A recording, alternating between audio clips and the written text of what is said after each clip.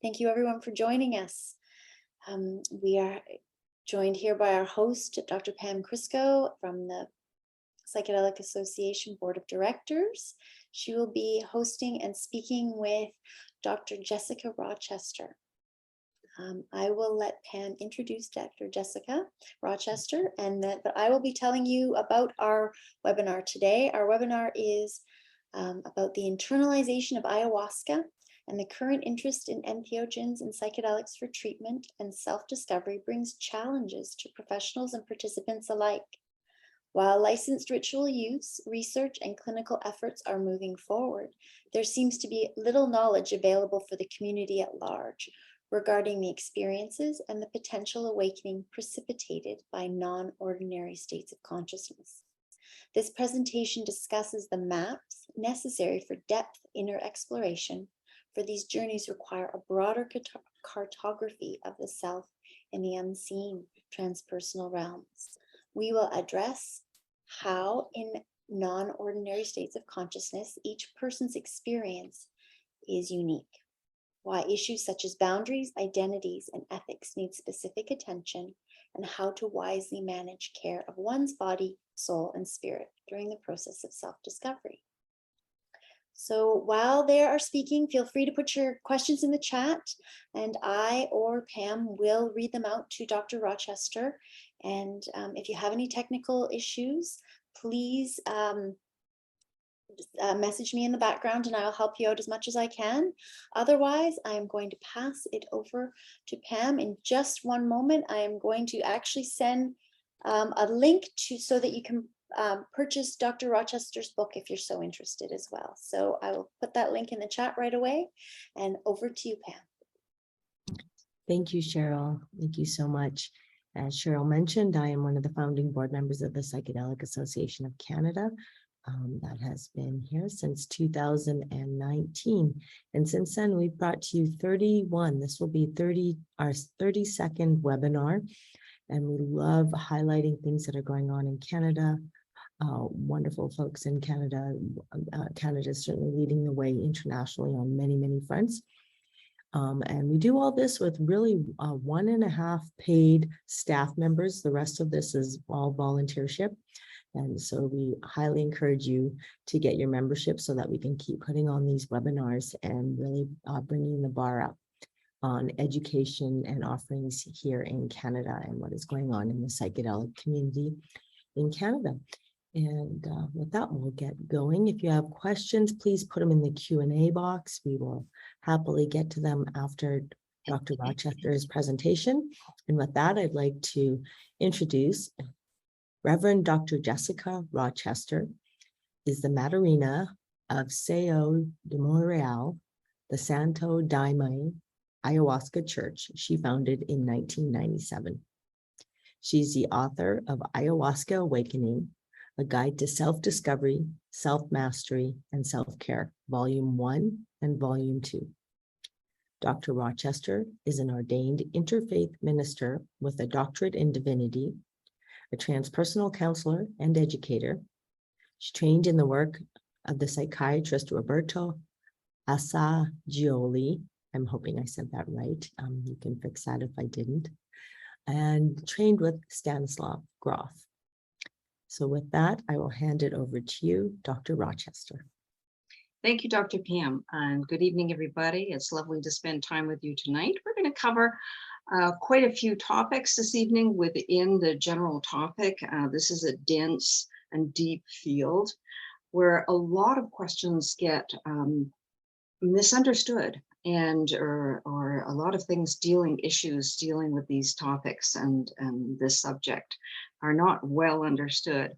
And so hopefully you'll have some questions for us. In the meantime, I've prepared a PowerPoint, a little slideshow for you to cover some information, do some definitions, to basically give you some of what we call cartography, some of the maps of the how to find your way in the journey. And so let me just share screen here and give me just 1 second. And there we go. I hope everyone can see that well.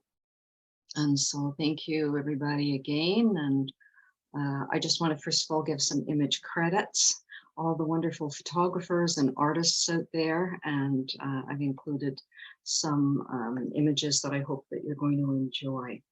So first of all, let's talk about women as elders. It's a bit surprising when you find yourself all of a sudden as an elder, and especially when it happens, it kind of sneaks up on you and you're rolling along in life. And the next thing you know, you realize that how did I to be an elder in my field? And then you realize all the years of simply being devoted to your path and devoted to the work that you do brings you to a place where you sort of turn around and you realize people are following you and people are asking you questions, and then everything starts to unfold in a way. And what is the role in our culture? Okay, so Western civilization lacks many things for all the richness that we have in science and technology and many rich things in our culture. There's some areas where we've been negligent and we have some things, important things that are missing. So we're going to touch on those tonight. History here in our culture reveals that women have struggled and still do to have gender equality in many areas of life. That includes science, spirituality, in leading rituals, and in religions. In some older cultures, women were held in equal regard. And this around the world, okay? So now we're talking about around the world.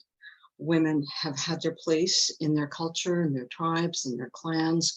They've had their wisdom, their knowledge, their rituals. A lot of that went missing. It just got left somewhere along the way, over and over. Patriarchal religions playing a large role in it. In the current era, the need for equality, inclusivity, diversity, and access are essential topics being addressed professionally, politically, and in the community at large.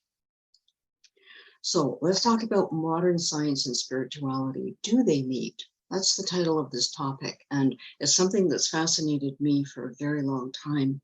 Since I was pretty much a young child, I've been fascinated where matter meets spirit and how to find my own way.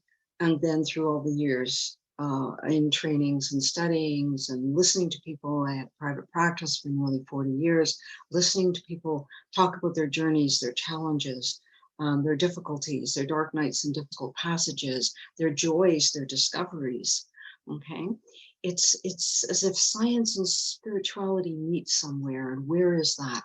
So scientists in all of the fields in the new sciences, quantum physics, biology, psychology, medicine, you name it, are making observations that seem to affirm what mystics and sages and knowledge keepers in various religions, cultures worldwide have been declaring for millennia about the nature of time and matter, the existence of the soul, and the soul's relationship with nature, the cosmos, and the unseen realms.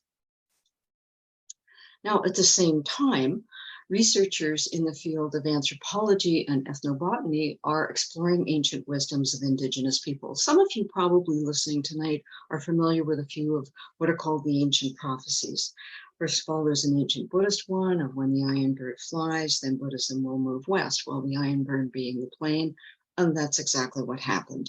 In the middle of the last century, the Eastern traditions, there was a meeting of East and West. It was a great privilege in my life to be part of that meeting as we opened up to the traditions, the great traditions of the East that shifted a lot of things, bringing great teachings on meditation and inclusivity of much more of the divinity, the divine feminine in the divinity realms, bringing a greater balance in that area.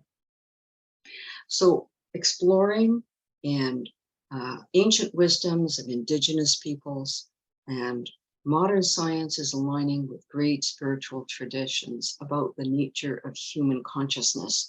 And so as science, especially, let's say neuroscience, is trying to go into the brain as deep as it can and understand things that we're only beginning to understand about how the mind and the brain interconnect. And we're going to talk about consciousness a little bit in a moment. What is consciousness? Is consciousness in our bodies and our brains? Is it mechanical, or is there something else happening? For example, I'm not actually in your computer, right? We all know that, right? I'm sitting in my study, my office, sitting in front of my computer, which is a transmitter of information. And so is consciousness, is the brain simply a transmitter of consciousness, not the source of consciousness? So questions to be asking. The second prophecy, as you might know, is the one of the condor and the eagle. This was a southern prophecy, which said that when the eagle and the condor would dance, then healing would come. And so it's attributed to Mayan teaching. And so, again, I've been privileged to be part of the North and South meeting with my middle of the 1990s, beginning my journey with the Brazilian tradition of the Santo Daime. So these ancient sacred technologies permit access to realms which, while falling outside, well outside of contemporary Western worldview and the biomedical view of looking at humans and consciousness, are in alignment with new scientific discovery. So on the one hand, we have ancient wisdom, ancient heritage traditions. On the other hand, we have modern science, much of which is starting to confirm this, that what we thought we understood, we don't quite understand, and that there's this great mystery there, and that what's happening along the edges of this mystery are people are having experiences, and they've always had experiences. So it's about, so what is the science on spirituality? It's a fascinating field. The study of people's consciousness, people's spiritual experiences, people's journeys, inner journeys, and what they explore and what they understand and know. So it's estimated that 15% of people have had a near-death experience. 1 in 3 people report having had a psychic experience. Now that's a large umbrella. Psychic experiences are, again, a deep study.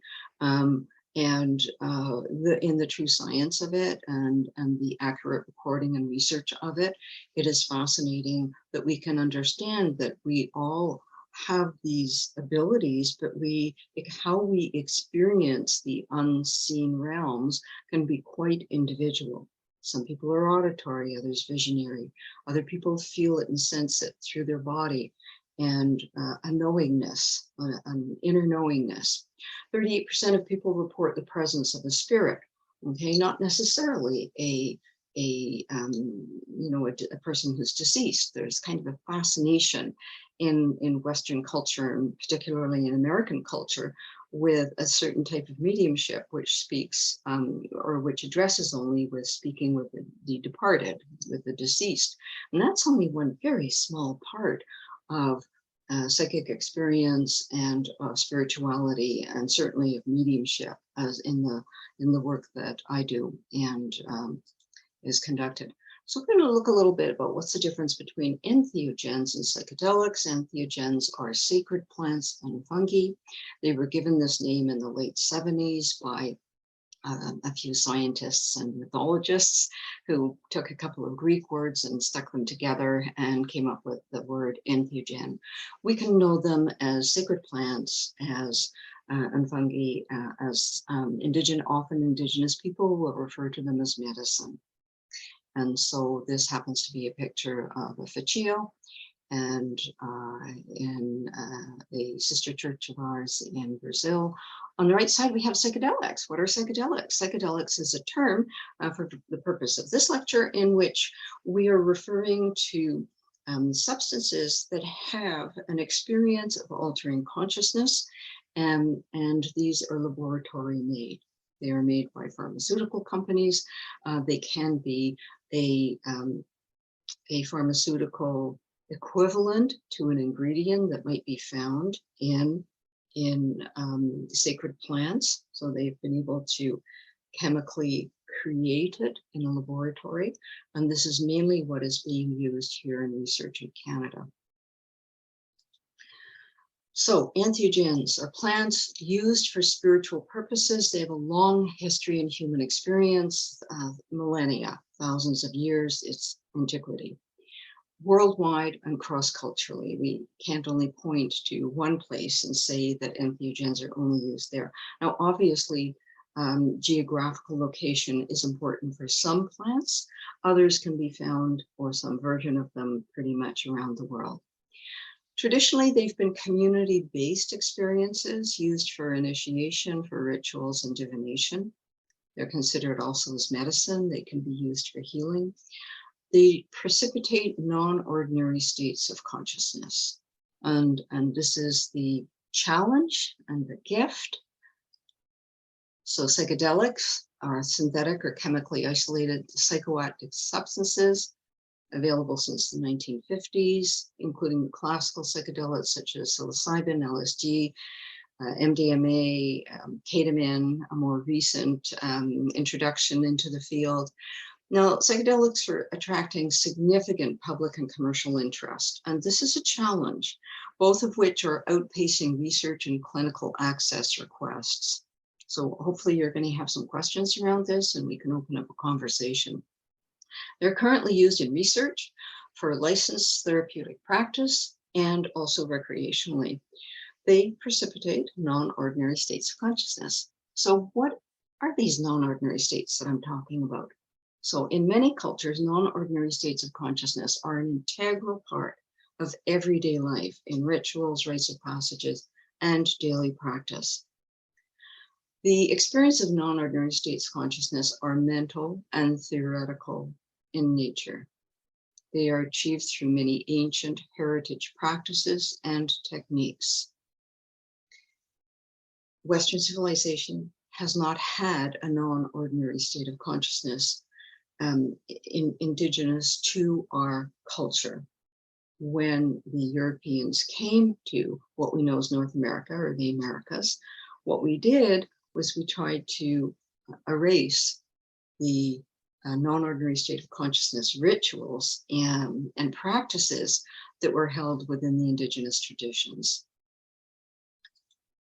So heritage traditions such as meditation, prayer, chanting, vision quests, all of these have a deep, deep, deep root in human history.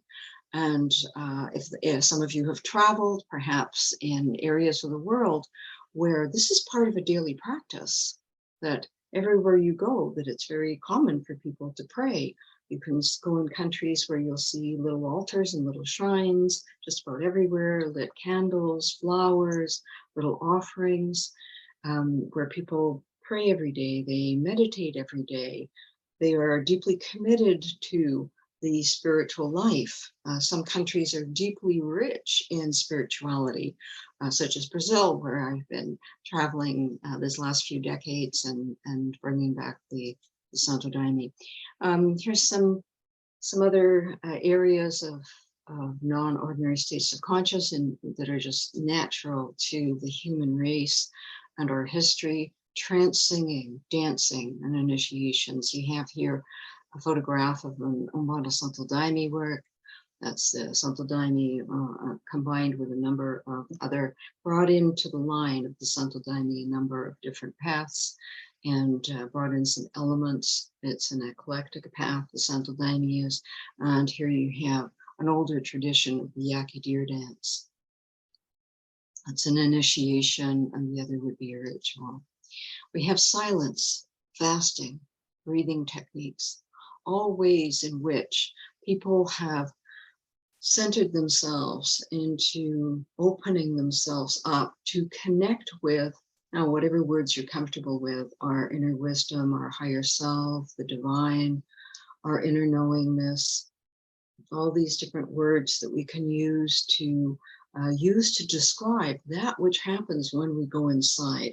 Because as all the great teachers teach us, we go looking outside of us for everything. And in the end, we find out that yes, all the outside things are helpful, the courses and the retreats and the trainings and the books and the videos and all of these things are extremely helpful, and the community support, we need them all. But in the end, the most important things we're going to find inside of ourselves, because that's where our connection is.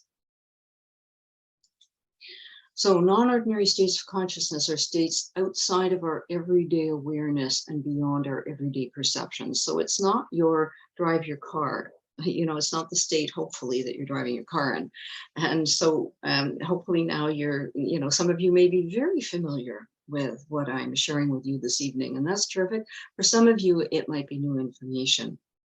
And so we can see that actually Dr. Stan Grof, who's one of the kind of fathers of transpersonal psychology, it was his early work in the 50s into the early 60s with LSD psychotherapy that laid the ground rules for a lot of the renaissance that's happening now in the therapeutic use of psychedelics, and how he developed his end-of-life treatment programs is wonderfully enlightening on what should and shouldn't be included in this practice and this tradition. So non-ordinary states of consciousness, they can lead to greater awareness, personal transformation, spiritual openings, the development of new perceptions of life and of strategy to life. They can provide information about the human psyche, consciousness, and the nature of reality. Now, those of you not familiar with Stan Grof's work, I do a synopsis of his work in volume 1 of my books. I do a full coverage of the development of the cartography of the self. Who am I, and what am I about, and what are my influences, and what makes me think and behave the way I think and behave in a very holistic way. He's contributed enormously to the field. In part because he was so willing to include the non-ordinary states and help contribute to the cartography of them. And he developed 2 words, holotropic and holotropic. And holotropic is to describe the kind of everyday normal level of consciousness that we have. So it's what you drive your car, it's what you do your work in, it's how you do your groceries, how you cook your meal. It's that kind of grounded here now. And that's on a continuum.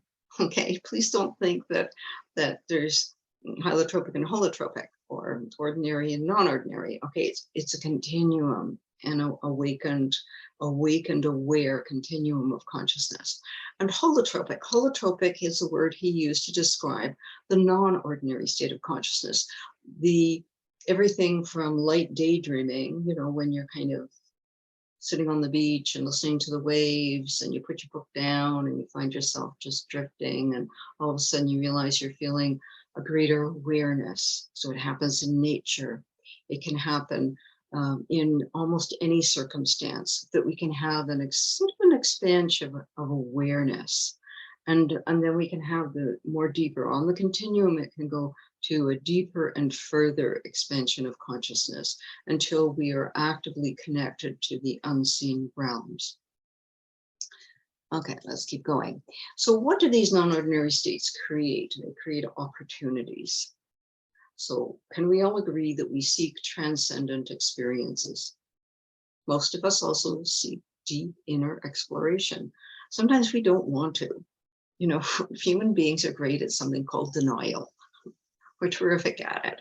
And so a lot of people will avoid and deny, and they don't want to look inside. It looks too scary, and it looks like, who knows what I'm going to find in there. But in the end, we find treasures. We don't just find old wounds that need grieving or difficult memories that we hope to forget. We find treasures. So they can expand our view, as we mentioned. They provide an opportunity to transform the past, such as old traumas. Biography. The biography is the story of this lifetime. So we're in any given moment, we're in one lifetime. In each lifetime, we get one body, not many spare parts. Okay, we really need all of them. And we're born into a continuum. Life has been moving along for hundreds of thousands of years or millions of years, depending on when you choose to start. And we arrive here and we live out our life, and then we leave. And so the biography, what's that about? And of course, the strongest body memory that we carry, which is of our birth, which is the dying. We die from the water world of mother's body to be born into the air world of planet Earth. So through expanded awareness, we can change one's narrative and perception of life. So self-discovery. In human history, there's evidence that we all seek answers for existential questions. Doesn't matter if you're a philosopher, a guru, a saint, a great teacher, a poet, doesn't matter. We're all seeking answers to the same questions. Who am I? Why am I here? What meaning does life have? What meaning does my life have? How can I heal? How can I grow? Where do I go when I die? You know, all these years I worked with people and students and clients and everybody, you know, where do I go when I die? Well, where was I before I came here? For me, that's really interesting. Where was I before I came here? Where was I before this lifetime? Is it the same place that I go when I die? Is it somewhere different? What is all that about? What is beyond the known universe, the pluriverse? Now that we have these marvelous deep space telescopes, you know, the Hubble and James Webb and all these extraordinary telescopes that we have that can look deep, deep, deep, millions and millions of years into the past. And all we're finding out is that there's more. There's another universe and then another universe and another universe. And as my 10-year-old granddaughter said to me a few weeks ago, Grandma, what's beyond our universe? Well, the more universes, darling, but what's beyond that? We don't know. It's called the great mystery. Our brains, our minds can't take it in. So we call it the great mystery. Self-care. So the focus of my 2 books, which I hope that you will find contribute to your journey should you decide to read them, they focus on self-discovery, the who am I, what am I made of, why am I here, what does all this mean, okay? And the maps of all of that, the cartography, and then volume 2 is about self-care. And I focus on the fourfold, what I call the fourfold practice: self-awareness, self-love, self-respect, and self-responsibility, and all the barriers that we have to these things. You know, we spoke of denial a moment ago, and self-awareness is the antidote to denial. We can't have self-awareness and be in denial at the same time unless we're aware that we're in denial. Once we're aware that we're in denial, that's the first step actually to starting to resolve it. Self-love. Who doesn't look outside of them for love? The source of love we keep thinking is outside of us. If I only find fill in the blank, the right job, the right person, that's a big one in Western civilization, especially American culture. We've been spoon-fed, and especially women. I don't know if there's any men on board with us this evening. I hope there are. That women have been spoon-fed the romantic fantasy from birth. And there's this ideology, this fantasy, this mythology about love and the perfect love and the one and everything like that. And there's extraordinarily beautiful Eastern stories. If you're interested, pop up a question and I'll tell you a story or two about what that is really about. What are we looking for when we're looking for love outside of ourselves? Self-respect. If we don't respect ourselves, then it's really difficult for us to respect others, and it's really difficult for us to have the healthy boundaries that we need that will create respect for others and respect for ourselves. Self-responsibility, discipline, not a very popular word, discipline, and yet it's necessary in life. And how do we create a new relationship with self-responsibility that has a heart-centered approach to it, and not just a mind-centered, but a heart-centered approach to it. And so that we understand this feeling of responsibility that lives in our 3rd chakra with our willpower and our sense of self, our sense of our image of who I am, how others perceive me, how I show up in the world, and all of the funny little beliefs that we can have around that. So I'm hoping that this will have been sparking up some questions. Here's just a little bit of information about the books that I hope you have some questions. I look forward to answering them and talking about some of the things that I've opened up as issues and concerns this evening. And I'm going to hand things back now to Dr. Pam. Thanks, Dr. Rochester. Thank you so much.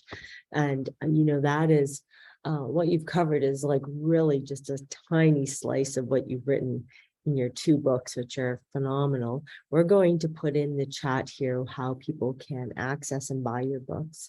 There are a few questions. There's one from Jerry asking, why do you not include psilocybin with sacred plant medicines? Absolutely, they are. But the true plant, the true fungi, not because it's also, psilocybin is also being pharmaceutically made now. It's what's being used. And that's a good question. Thank you for asking it. We can include ibogaine, ayahuasca, mushrooms of a number of, there's quite a few sacred plants and entheogens around the world. However, in Canada, which is what I've been focusing on, what is available here and what is being used here. A committee a couple of years ago, I had a vision actually in one of our spiritual works. We call our works, our rituals works, because it's not Santo Daime play, it's Santo Daime work. And I received a vision, and I was told very clearly what I had to do. I had to make a conference. This was January 2019. Make a conference, the first one in Canada on ayahuasca. We did that. Anyone's interested, please go to my website. It will connect you to our church website, which is santodaime.ca. If you're interested, we have the videos up that are available for educational purposes. And so I was shown to do that. Then I was shown to do what I thought was just a little project that turned out to be a much bigger, kind of pan-national project with a lot of colleagues, over 20 collaborators on the project. And we published in the journal, Canadian Journal of Psychology in April 2021, Entheogens and Psychedelics in Canada, Proposal for a New Paradigm. Dr. Pam was one of our contributors. And so we looked at what is here in Canada, what's happening. And if you're interested, again, on my website, if you please read this paper, if you want a larger understanding of the issues and the concerns, I think that we address them, and we are continuing to in our outreaches that we're doing. Both to the political community, to our government, working with the office, continuing to work with the Office of Controlled Substances. I now have a 22-year relationship with them, and other professionals. And we're also trying to work with Indigenous elders from First Nations, Métis and Inuit communities to try and encourage their voices and wisdom and insights to be included in the policies that are being made. In using what have been traditional medicines and sacred plants to many people around the world, that their voices need to be heard as we go forward. And so we have put together a map for a National Advisory Council that would include a seat for currently all of the different substances, both entheogens and psychedelics, that are being used either in ritual. So that would be Native American Peyote Church, Santo Daime, which is licensed, Union Vegetal, which is licensed here in Canada, and then a seat for harm reduction, for education, and for access, diversity, and inclusivity. Then for psilocybin, traditional mushroom, and psilocybin research and clinical use, and ibogaine, same thing, MDMA, all ketamine, all the different substances that are being used either sacredly, in ritual, in traditional practices, heritage practices, and or in clinical research and or clinical practices. And what we're looking at is to have everybody be able to be on a council where everybody's insights and voices can be heard, and the accumulated wisdom and knowledge can help to advise on policy and regulations. We don't want to see what happened in the past repeat itself. I hope I answered your question. I think you did, and more. Can we travel back a tiny bit in time? So you started Sure. the Santo Daime Church in 1997. You founded it then. And Yes. ayahuasca is a long ways from home in Canada. So can you tell us a little bit about that journey, how ayahuasca found itself to the Santo Daime Church in Montreal? And then perhaps just as an educational feature, explain a little bit more to folks that are watching what that might look like differently, that of how ayahuasca shows up in the Santo Daime Church versus how it might show up in Peru or Ecuador or Colombia. Mhm. Well, I haven't been to Peru, Ecuador, or Colombia, only Brazil since 1996. And how the journey began was through visionary experiences. I had, and I do tell quite a bit of my personal story in the books. My editor encouraged me, and Spirit pressed me. And so, although it feels a little vulnerable to reveal such deep personal experiences, I'm told that it helps people understand the cartography more as to why certain things are important.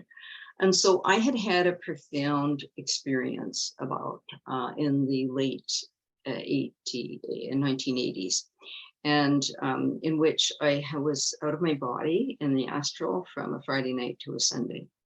And while I was there, I had profound encounters with a being that I seemed to know and love really well, named Jeremidam. And when I was ready to come back into my body, I was told, you will only remember the beginning and the end of this experience. You will not remember. Don't try and open it. Don't play with it. It needs to wait. And when the time is right, it will open. Well, of course, I'm human, so I did try to every now try to lift the corner of it and have a peek, and nothing. It was bolted shut. Okay, I couldn't recapture. But what I did notice was very quickly, within the first week or two after this experience, which actually shattered me. I was quite shattered after that experience. I cried for 3 days. I couldn't tell you why I did. I just did. It was so deeply profound. And coming back into my body, I felt like I was shoveled back and through my 7th chakra back into my body. And while I was in that highly altered state, everything was telepathic and everything was so familiar. And it was like, that's home. And coming back into my body, because I was asked by Jeremidam, do you want to go back? It's like I was given this choice. And I said, yes, I remember who I am. I realize I have a mission. I'm going back. Also, I had 2 children. So I felt a great love and desire to fulfill my mother commitment to them. And so, back into the body I came, and then I gave myself a couple of days to get myself together and then carried on. But I noticed pretty quickly that something strange was happening, that during the night, I was obviously learning. Somebody was working with me because I was getting up in the morning and I was saying things to people that I didn't really know where I'd learned what I was saying. Like I understood, my channel had already opened. I understood mediumship. I was already working in, I'd been through the Eastern Door. I was a meditator, all of these things, but this was on another level that something was happening. So I prayed about it, and I had the maps that I needed to work with, thank goodness. And I realized, okay, somebody's working with me. And then in the half dream, lucid dreaming state, I realized it was this, what I called my big black shaman. So he taught me some things, and he sent me a spirit owl, and then he showed me, do this and this and this, and on your way. And then I found myself, it was the International Transpersonal Association Conference in 1996. I found myself receiving the brochure and signing up for something that I had no idea what I was signing up for. All I knew is I had to sign up, and I was the first person signing up. And it was this pilgrimage to up the Amazon to the Santo Daime Center. I didn't even know what the Santo Daime was. I just knew I needed to go. Even stranger was, I'd started to dream about ayahuasca. And I could see myself in the dream wearing white, purging in the forest. And I'd wake up thinking, what on earth is that about? And, we'd studied Of course, in the training with Stan Groff, there was a lot of this that we'd studied and discussed. And I thought, okay, so it's just echoes of things I've read and everything else. So here I am signing up for this, and off we go. So here I am deep in the forest, in the rainforest, on this trip. And in this profound experience, it's now the third time I'm drinking ayahuasca, and it opens, and there's Sharon again. He says, okay, now it's the time to remember. You have a mission, you're taking this home. And that was it. It's like, okay, I'm taking it home. Thank goodness I couldn't remember that before, because I think I would have been like Jonah, getting told to do this and running in the other direction, And so I thought, okay, I don't know what this is going to mean for anything, but I brought it home, and everything opened in a very natural way. I knew that I would need to work on the legality. That was clear. So I did everything I could to put everything in order. And, because we were importing without a license. And I thought to myself, okay, well, if it gets to a court case, I'm willing to stand for it. Hopefully it won't. Hopefully I'll be able to negotiate them. But what I did was I began the negotiation process. I put in an application. We hired a lawyer, we fundraised for the money. I'm sure some of you know what it costs these days to try and get legal representation for anything. And then after the first couple of years, and we put in the application, I basically took it on myself and started working. So it was the first ayahuasca to come to Canada. Nobody had any idea what it was. Certainly our government had no clue what it was. So I began a 6-year education process, educating the government. In 2006, they issued a exemption in principle. And then we went into a murky international thing with import and export permits that lost a few years, and then the government changed, and what had been granted under a liberal government was closed in 2012 completely, as was Insight, Governmate's work. There was a bunch of us that got shut down in 2012. And so it was back to the Office of Controlled Substances and back to educating the government, meeting with many different, from the Department of Justice to many different departments, of trying to educate them that these weren't scary street drugs, that these were sacraments that had been used for millennia with a long history of safety. And so it was in 2017 that, and again, another in 2016, the things changed. We put in a new application in 2016, and it was granted in 2017. Now, so educating the government on that there's different things. The Santo Daime has its roots in Amazonic shamanism. It's an eclectic practice. Those of you who are interested, the history and the tradition is all on our church website. And it is a tradition that includes the Amazon, some of the shamanic practices, simply because who we call Master Ernil, who was a nearly 7-foot black man. He was my big black shaman, right? And he was the descendant of slaves brought over from Africa to work in the rubber tapping industry. And he was born free. And he apprenticed with ayahuasca shamans for many years until he was shown through visions that he needed to start this tradition, and he did.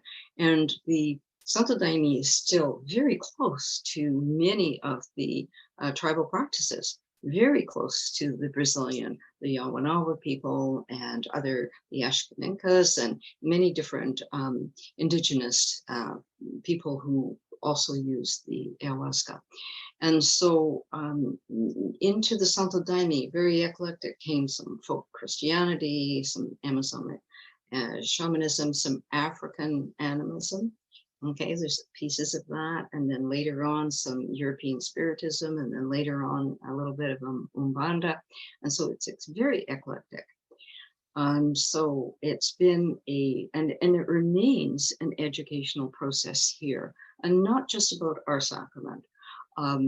We have a deep respect for the true indigenous practices. We are concerned, not just myself, but the committee that I'm working with and many other people working in the field are very concerned about what's happening with kind of ayahuasca tourism, this umbrella term that's been given to that is operating on both sides. It's not just people flooding different centers and areas in South America wanting to experience this, but it's also kind of people in the area who are seeing the possibility of making money, more money than they could possibly make in their kind of everyday.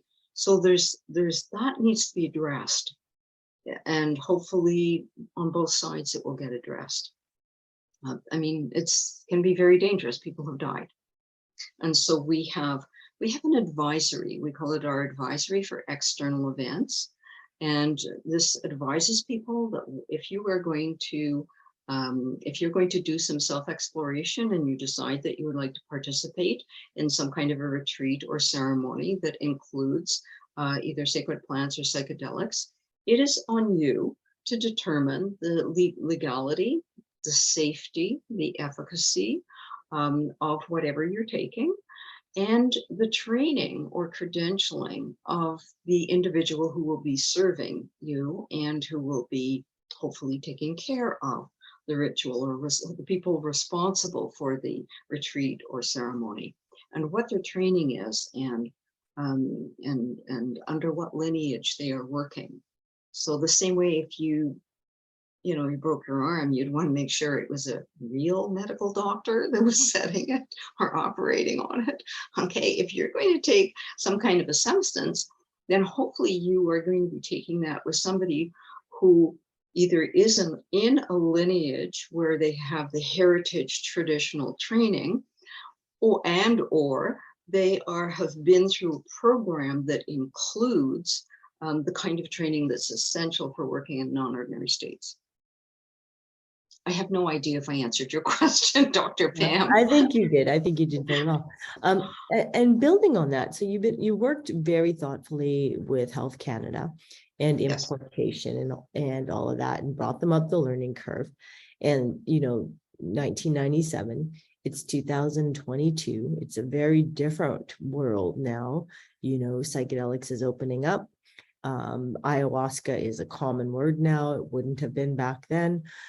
We're seeing, people going toward all sorts of 500 plus psychedelic companies in the last few years have come into being. How do you see this conversation going with those that are in control of regulation and changing the rules, given that these vision, I'll use this as a kind of more of a blanket term, like these visionary substances fall under so many different umbrellas. For instance, like ayahuasca with chuma, which are not, this is not where they would have come from. Peyote, certainly, more in Central America.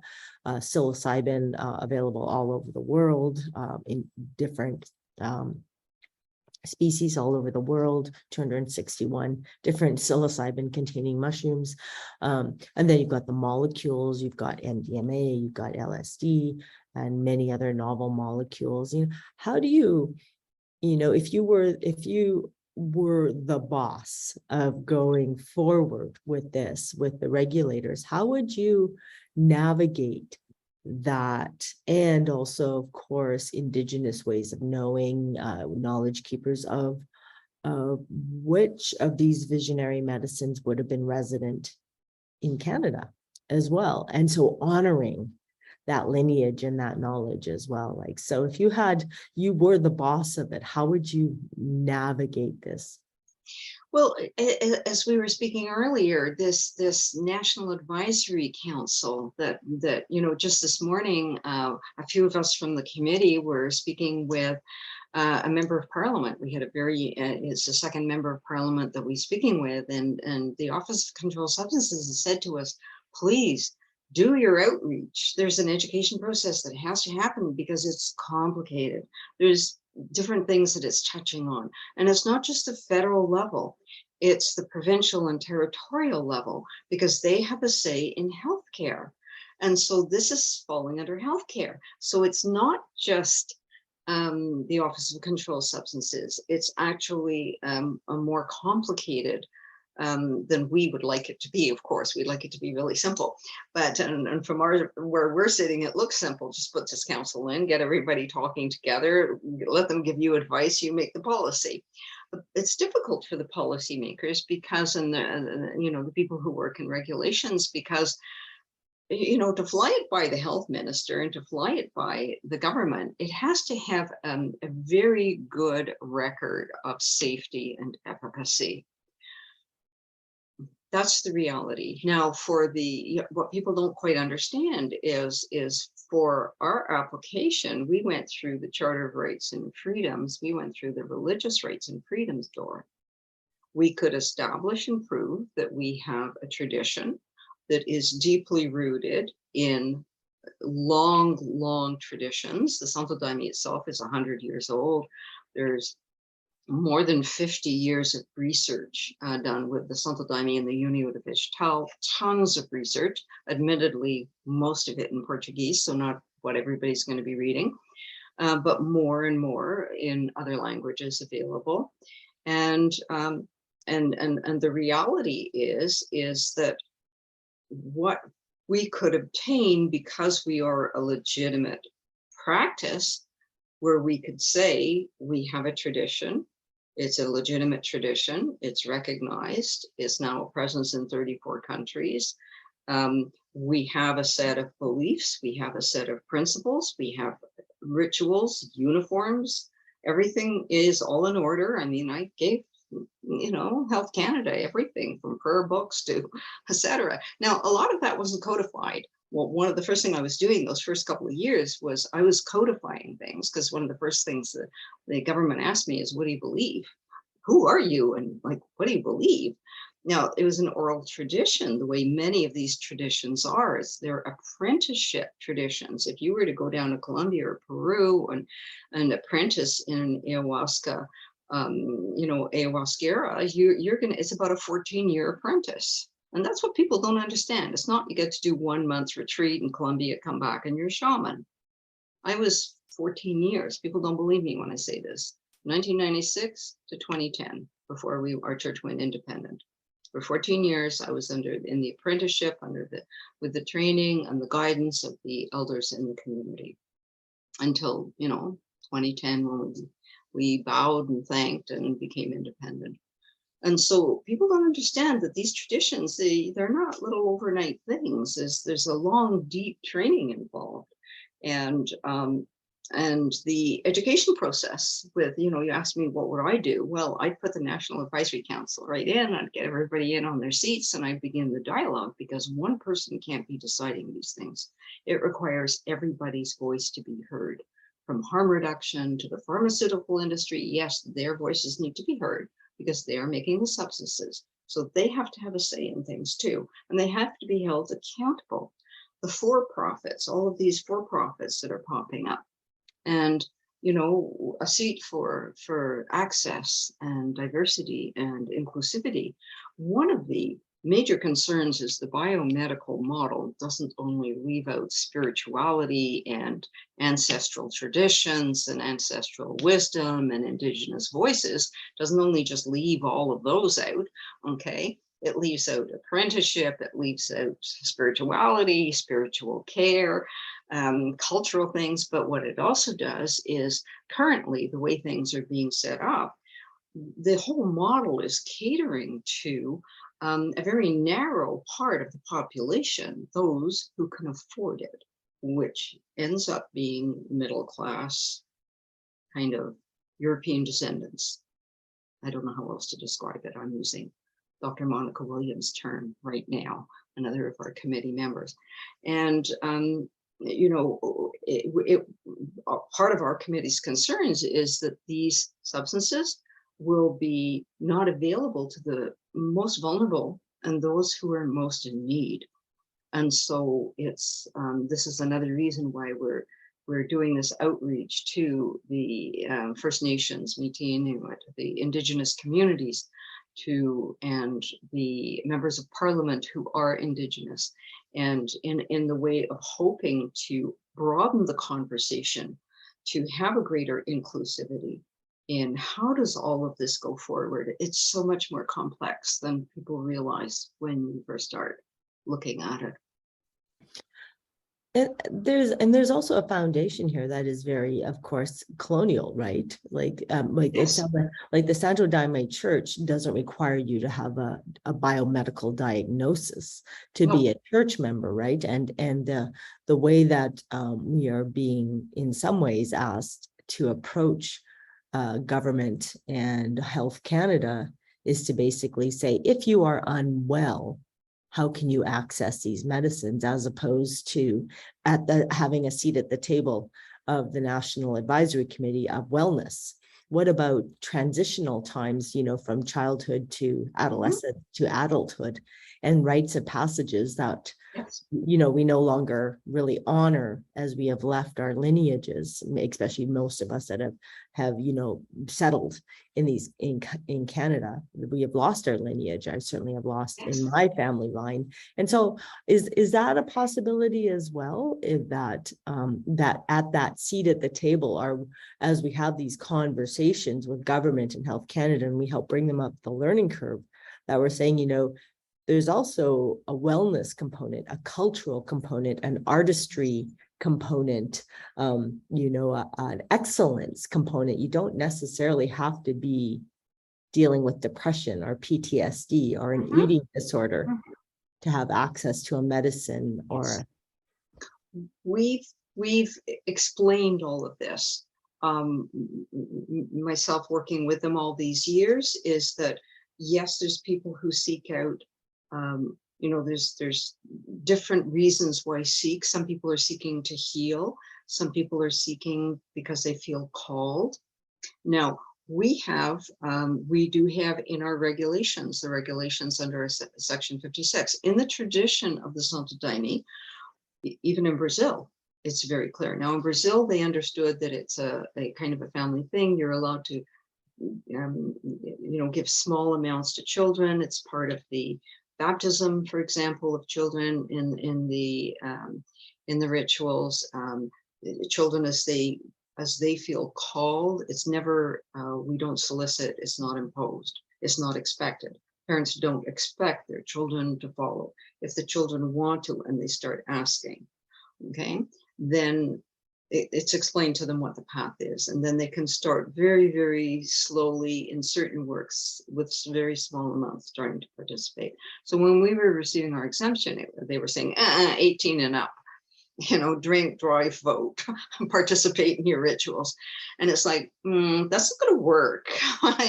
This is a religion, and it's a community-based religion. And so we were able to reassure them that we would never be serving anybody under the age of 18 that was not the child of a uniformed member, in which they, of their own free volition, we weren't going to be taking in teenagers off the street. This would never be happening. It's not part of our tradition. Okay. And this is what people don't quite understand is we don't do that. We understand the power and the intensity of these experiences. Under the regulations, we're not allowed to serve somebody who has a psychiatric diagnosis. Now, the difference between Brazil and here is everybody has a psychiatric diagnosis.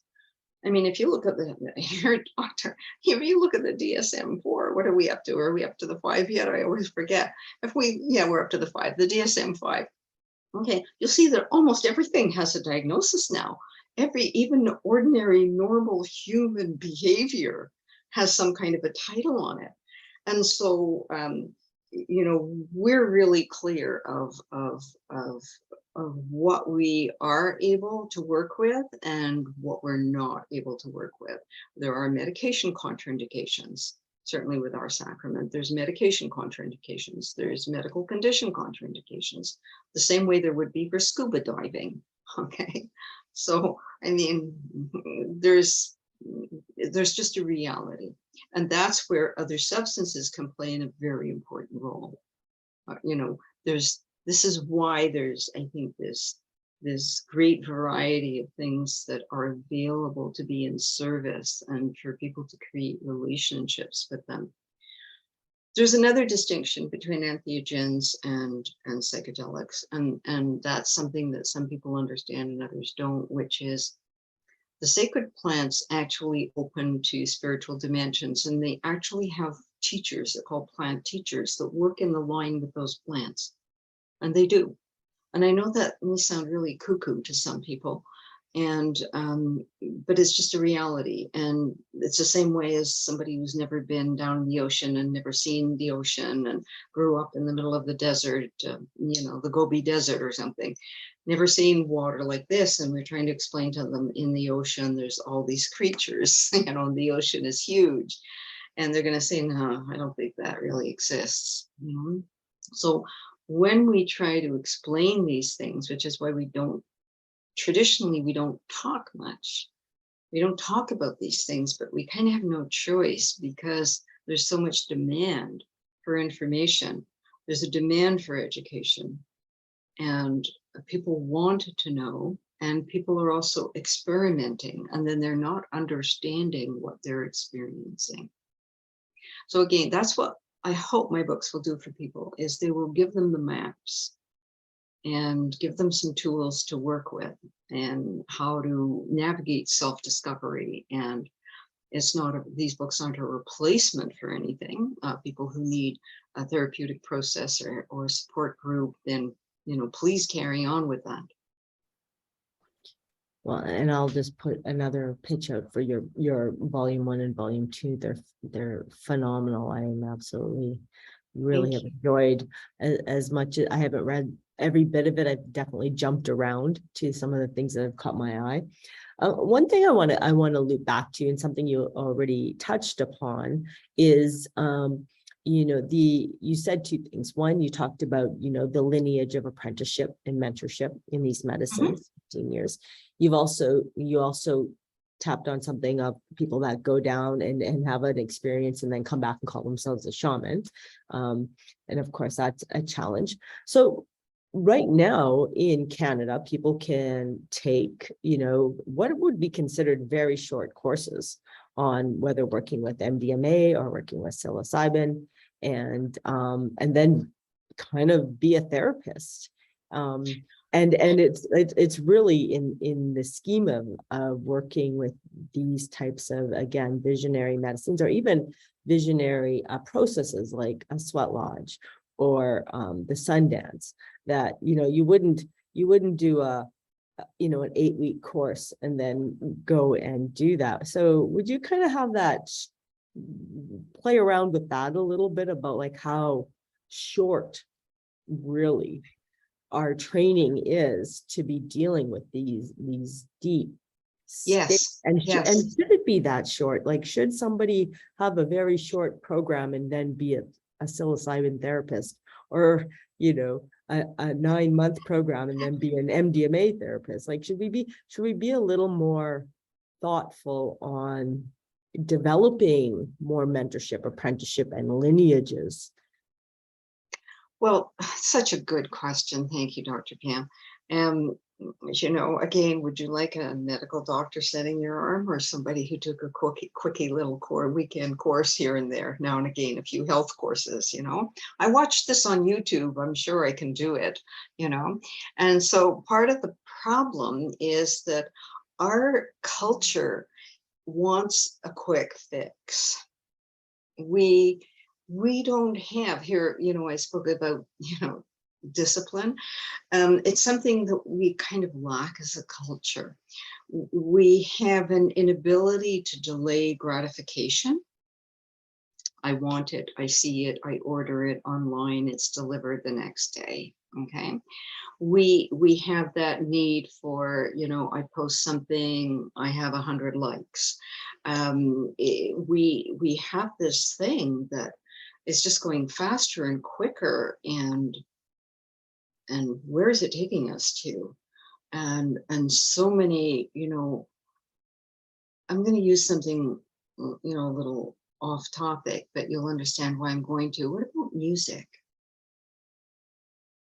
Do you instantly learn to play the flute, or do you have to practice it for years and years? And then if you want to actually be good enough to teach other people how to play the flute, Sure, you can pick up the guitar and you can learn to strum a little bit, learn a few chords, but that doesn't make you Eric Clapton. you know um, at what point, the same with art, perhaps carving, sculpture, I don't know, art, creativity, writing. Yeah, you could sit down, have a fantastic idea, and J.K. Rowling, Harry Potter, sat down and wrote it. And did it win the Pulitzer Prize? No. Was it wildly popular? Yes. Okay. So it's our culture. And then, so how do we find a balance of what our culture demands and what individual? I want it and I want it now. For me, this is kind of a toddler attitude. I don't know if you have children. It's a toddler. I want doggy now. Okay, and this inability to delay gratification, this wanting immediate response or gratification for things. And I have to say that, having put in my 14 years of apprenticeship, you're a medical doctor, you put in your years before you got, they didn't just hand you your certificate. Whether you're a dentist or an accountant, or whenever anybody's done their apprenticeship as a musician, as whatever it is that they're doing, they know that there's a period of time and there's practice, and only over time and with practice you can take a newly minted psychologist, ink hardly dry on the degree, and yet interview them 5 years afterwards. They've been in private practice 10 years afterwards, 15 years. What they're going to talk about, how they're going to work with people, is vastly different. Because if they're wise over time, they learn skills through working with people, by paying attention to people, and letting the person be kind of the guide, and trusting that will evolve in the relationship in a healing direction. And so it's a really hard question. I find it difficult when I sometimes sit with people who consider themselves perfectly capable of guiding and leading or integrating people from non-ordinary states, when they themselves have only had 2 or 3 personal experiences.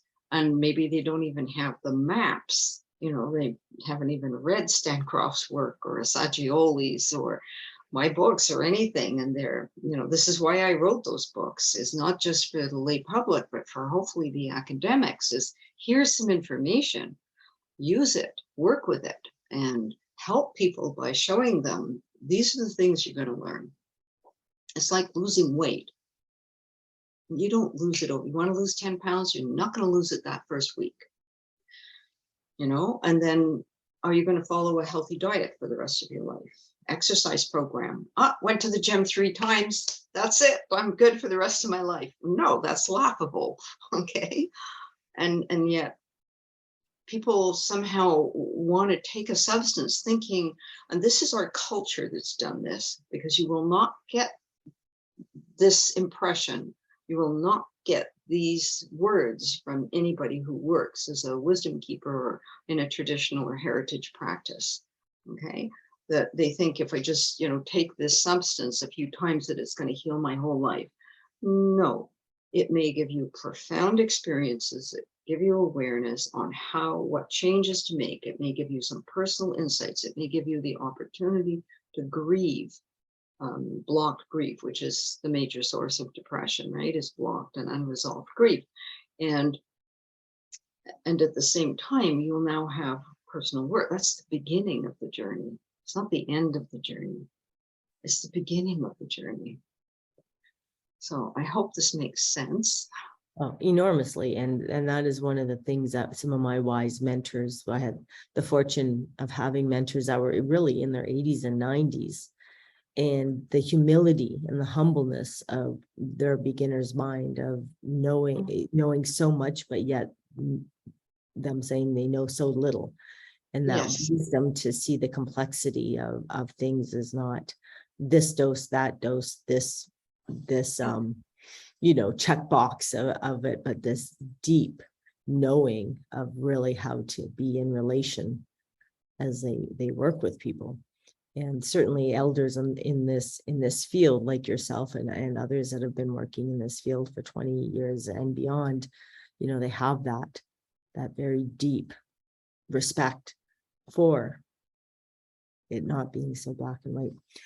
I want to dive into something in your book a little bit, because I think it's quite interesting and really relevant always. You talk about in the first volume, karmic presets. And I wonder if you wouldn't mind explaining a little bit of that, a tiny bit. And then I have a question for you around that. And you definitely, everyone out there should definitely be buying the book, because there is a lot to learn in this book and it's so wonderfully laid out. But I wonder if you jump into that briefly, and then I'll ask you my question. Jump into karma briefly. Yeah, I know. Thank you very much. See, this is how I know you're a wise elder, because it's not going to be something you could just jump into. No. Okay, does everybody understand what karma is? Okay, understanding what karma is, I'm actually going to tell a story. It's a Dalai Lama story. He was asked once, what is bad karma? And this apparently was his answer. He said, well, let's say you're driving your car along the street, it's dark, it's a little rainy, and a dog runs out. You do not see the dog and your car hits the dog. You're horrified. You stop your car, you get out. You see, what can you do to help the dog? You do everything you possibly can. This is not bad karma. Second example, you're driving along the road. It's dark, it's a bit rainy, a dog runs out. You see the dog running out. You do everything that you can to try and avoid hitting the dog. Sadly, you end up hitting the dog anyway. You can't avoid it. You stop your car, you get out, you do whatever you can to help the dog. He says, this is still not bad karma. You're driving along in your car, it's dark, it's a bit rainy, you see a dog run out, you aim for the dog. This is bad karma. This is bad karma. So what he's saying is, it's the intention of our heart. The intention of our heart. So there's another grade. Oh, it's so old, don't know who to attribute it to. Many people have, from Margaret Thatcher on, have quoted it.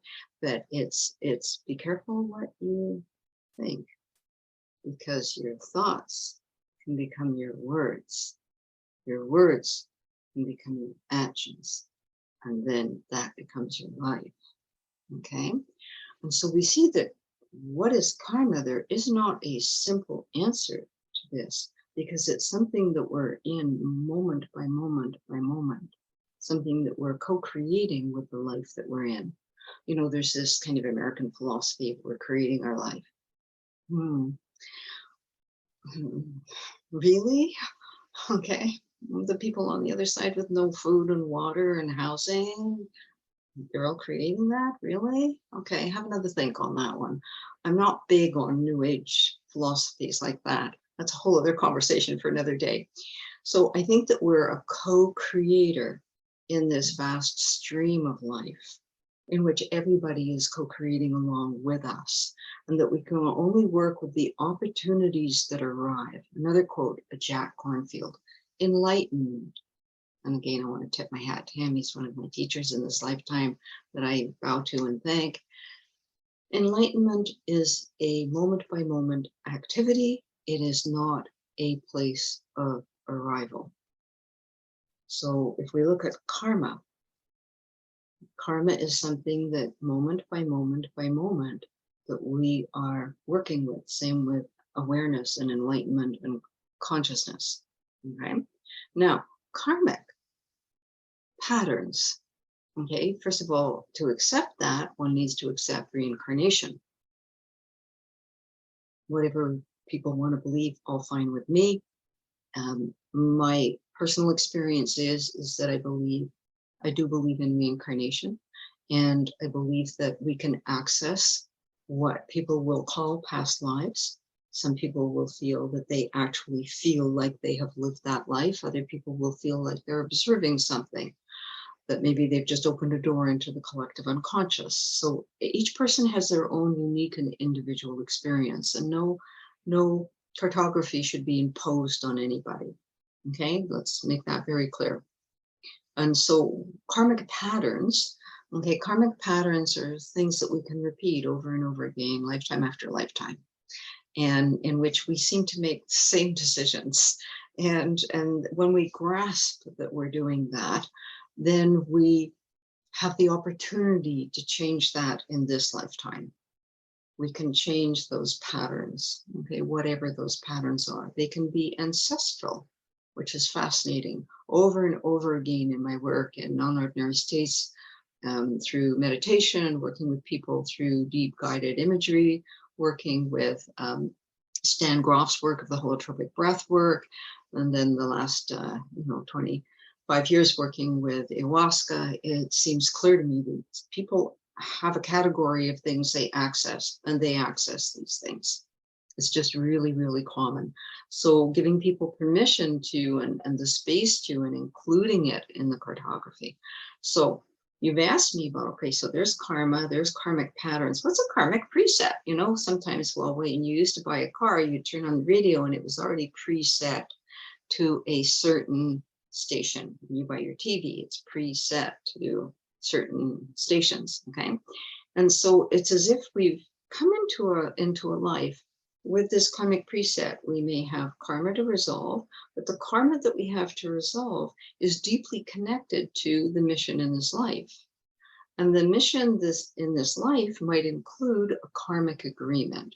So what are those things? A karmic patterns, things that we need to resolve. Karmic mission, something that is pre-incarnation and agreement. The wonderful work of an American psychologist who did a tremendous amount of research on this. There's a few people who've done research on life between lives. We have a Canadian psychiatrist here, Joel Witten, who also researched that. Helen, I'll think of her name in a moment. That what they researched was the life between lives, that deciding place of when we're incarnating, okay, and when we are taking on perhaps a certain mission, whatever that mission might be. You know, for me, it was clear this was the work that I do with the Santo Daime. This was a karmic mission. It was an agreement, a karmic agreement that I chose and agreed to do this before I incarnated. And so that's the karmic preset. It includes those things. Okay, it's not just a karmic pattern. It's not only a karmic mission, that it's a combination of, by doing this mission, I've got to work out a lot of my karma. It seems to me a lot of karmic patterns, and change them and transform them. And some of that has been difficult and painful. Some of it has been joyous and liberating and profound. Some of it has been difficult, you know. Dr. Pam, did I answer your question? I know I keep asking. Well, I think you sort of have, but I'll still lay it out shortly, okay. In a shorter. Is that then, given that, how you've explained that, do you feel, would that explain why, some people, are so drawn to certain activist causes? Yes. That there's something there. Yeah, there is something there that draws them. And James Hillman, the American psychologist, he calls that the soul's code. And he says that when we're born, it's like we have an acorn inside of us, and that starts to, sprout. And then it starts to call us in the direction that we need to go in. And so, you'll find many wonderful personal stories through different people who've written on this topic, especially the researchers, the academics who've taken their research and all the decades that they've worked with people and, really tried their best to present. I think Christopher Baish's book, Life Cycles, I think does an excellent job of talking about some of these things. And again, James Hillman, he also. So the field is deep. Kenneth Ring's work on near-death experiences and out-of-body experiences. There's many excellent researchers who've dedicated decades of their life to trying to draw together these stories, because it's hard to do research on spiritual experiences. You can't measure them. And we have difficulty trying to come back from connecting with the great mystery and the unseen realms and trying to put those experiences into words and communicate them. There's a couple questions here that I want to get to from people watching, and we have about Yes. 8 minutes left, so I want to make sure we get to them. Gary asks, or Jerry, I'm not sure which way it's pronounced. I sense a fairly significant difference in view between the traditional plant spirit medicine community and the community of therapists and clinical folks who are using psychedelics. Do you have an opinion? I think they need to sit down together and have a conversation as to how to really build a bridge of understanding, and then combine their collective experiences and wisdom. It's difficult. A lot of people in the community are polarizing on these issues in which they feel that they own the right way of working with either, sacred plants and fungi and or psychedelics, and that whatever their particular viewpoint is the right way. And, we can all get there. Let's own it. That's a very human part of the human condition. So I think they need to sit down and have a conversation and see where they can meet and how they can contribute to each other, and how they can mutually, create a better way going forward, in which, what we're trying to accomplish here, in which everybody's insight and collective wisdom gets shared, and the feedback and the experiences can benefit everybody. Mhm. Having said that, I think that it's important to understand that part of the very different viewpoints is in part training, because researchers and academics have been trained into a certain way of thinking. Okay, and when faced with what some of them may call a undisciplined cowboy outlook, okay, is they don't know what to make of that, because they are so trained in looking for evidence and the facts and the research and the data, and it's a very data driven attitude. And so how do we have the biomedical model? How does that happen? And I think it only happens when there's open-mindedness, and when there's an ability and a willingness to sit down with the people you disagree with and share viewpoints, and until you start hearing each other, until you start listening and hearing. Having said that, I also get flooded with people who just want to get legal. And I'm always kind of stunned. Because, Right. pardon? I said it's such sage advice right now, because of, I think my AirPods are trying to steal my mic.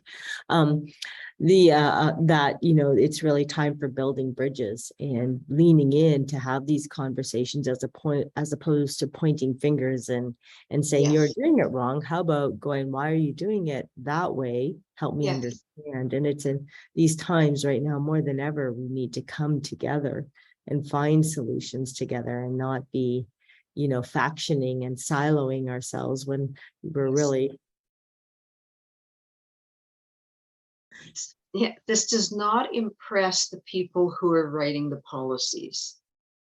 Okay, the people who are writing the policies look into the community. Nobody should think that they're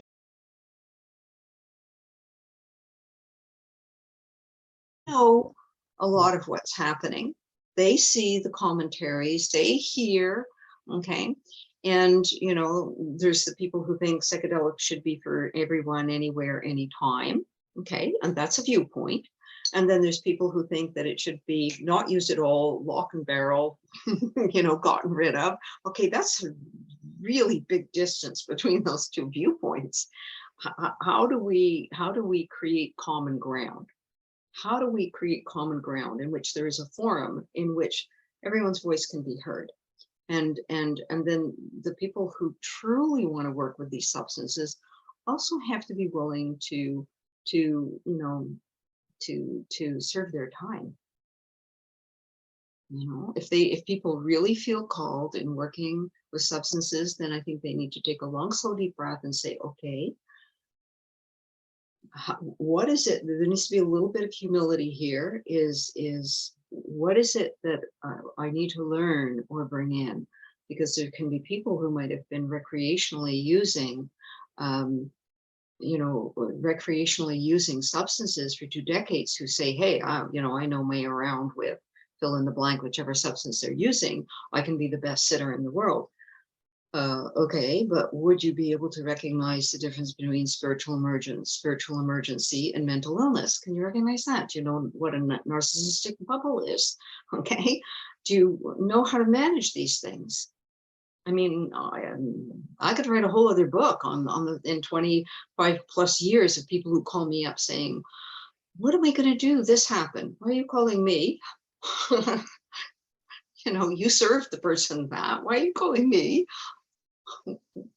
Where's your ethics I'll codes? write Where's that your book. principles? Where's your training? Yeah. I'll write that book with you because I get those 3 a.m. Okay, phone calls as okay. well going. And I'm like, why are you giving a medicine if you're not ready to deal with this? Like Yeah. it's a very deep. Pandora's box. It is. There is a question here from Lizanne. Reverend Rochester, do you work with psilocybin, MDMA, or LSD, or just the Amazonian entheogens? If not, why? Wonderful question. Thank you for asking that. If you read my books, you'll read the story and you'll understand exactly why. It is in 1971, merging into 1972, the date's a little bit blurry, feeling very, very guided. And in a very safe setting with kind of a sitter. At the time, I took LSD. I was really guided to take it. I took it. The 2 experiences were taken a few weeks apart. So long ago, it pretty quickly merged into one experience. At the end, I had a profound and difficult experiences. Beautiful cosmic consciousness, seeing the oneness of all things. And at the same time, reliving my life, felt like hundreds of times, but about 7, and grieving things I needed to grieve, and seeing things that were difficult, etc. At the end of the experience, I encountered a being, and the being said to me, "You will not do this again. And here, this is what you're going to do." And I was given what I call my personal 10 commandments. They're in the book if you're interested. And I followed them to the letter, and that took me through the Eastern Door. Okay, and I was doing yoga and meditating, and then in the ashrams, and then I was with the Buddhists and the silent retreats and the meditations. It was a Vipassana insight meditation that I was training in, and that's what I needed. I needed all of that. It has been profoundly useful. I needed all those years of doing that. So when I never took another substance, and then I'm having these dreams about ayahuasca, and then this brochure arrives from the Transpersonal Association. I was a member because I was training with Stan Groff, and I'm signing up, and then I think, I better. This is ayahuasca I'm going to be taking. I better do business. I better pray about this. And am I sure I feel called to do this? So I did business. I said, "Hello, being, if you're still there, you said not to do. Am I meant to do this?" And I got so many green lights. It was like, yes, you're doing this. Yes, you're doing this. Yes, you're doing it. It's time you're doing this. My first experience in the first Santo work, first time drinking. Okay, it's in Manaus, at a little church way out in the forest, in Manaus, Brazil. It's in the northern part of Brazil. Got on the bus with Ram Dass and a bunch of other people.